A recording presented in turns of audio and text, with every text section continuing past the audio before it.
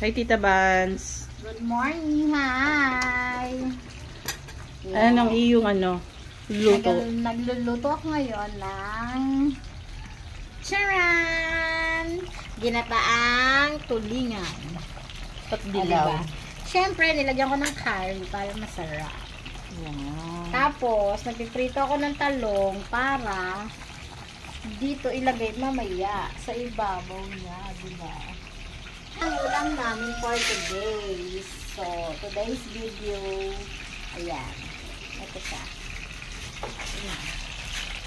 Ayan. Ito ilalagay ko yan doon mamaya. Sa ginataang natin na tulingan. Ang sarap, diba?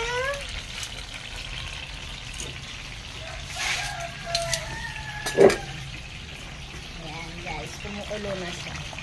Look, oh.